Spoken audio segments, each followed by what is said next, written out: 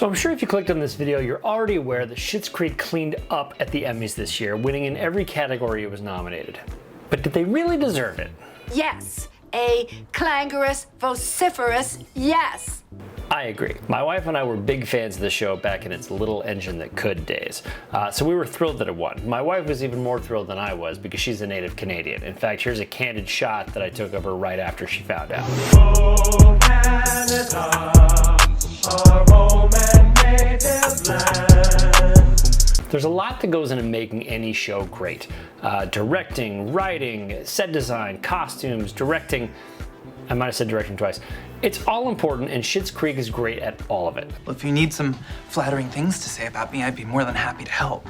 But to understand what's so special about Schitt's Creek, we have to put on our uber nerd hats and briefly discuss a moment that happens in every story, whether it's film or television. And this is called the Inciting Incident. Hey, I, for one, cannot wait to dig in.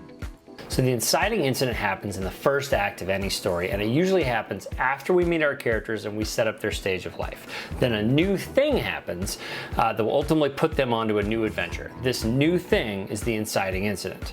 In movies, this usually happens right around the 12 to 15 minute mark, and if you want to know how exact that is, here's a perfect example. You two characters are going to Top Gun.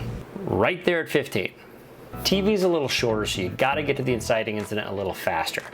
You'll usually see it between minute 5 and 10. Here's a great example from The Good Place in an episode called Existential Crisis. In this episode, Chidi and Eleanor need to teach Michael ethics and morality, but he's having a hard time because he's immortal. Michael. Yeah. Is there any way that you can die? Yeah, actually there is. It's called retirement.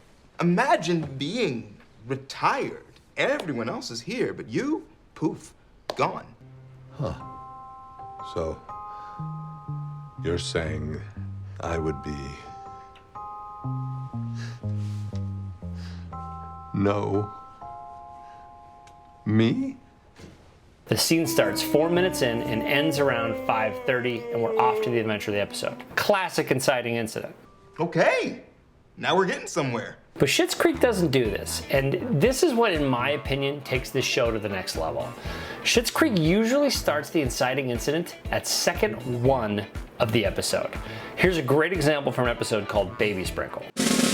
So in this scene, pregnant Jocelyn visits David in an attempt to get him to throw her baby sprinkle. Is everything okay? It's been a hectic morning, David, I'm not gonna lie. Oh, no. Yeah, it's a long night. Then followed by the news that my sister can't drive into town to host my baby shower. And by the end of the scene, David agrees and we're off to the races. 2 minutes in. Well, I'm sure I could help you out. Here's another episode called R.I.P. Moira Rose. Flowers? Johnny enters with some flowers that were sent to the motel because... Oh, thank God. The internet says you're dead. What? And boom, the adventure begins, 30 seconds into the show. Now, what's the benefit of this and why don't more shows do it? The benefit is that we get to the adventure faster. The adventure is where the plot happens, the twists and the turns and the character growth, all the good stuff. I would imagine if you were telling someone your favorite parts of an episode, you'd rarely be drawing for the first 5 minutes. You're almost always going to recall some part of the adventure. So why not spend more time there? No. No, it's too much. And why don't more shows do it? I think it's 2 things. 1, habit. I think this is the way TV's been done for years, and that's the way people think things have to be done.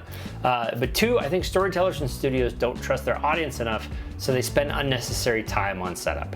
They feel like they have to remind you while you're watching the show and catch you up on what happened last episode. Watch episode 2 of almost any show, and you'll notice a quick exposition dump at the top.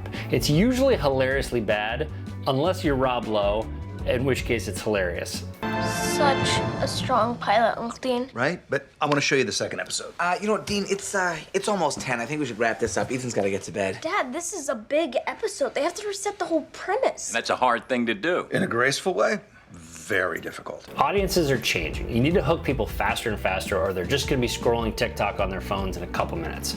I think Schitt's Creek got this years ago and has been putting it to work. And the proof is obviously in the pudding, and Schitt's is, well, it's really good pudding.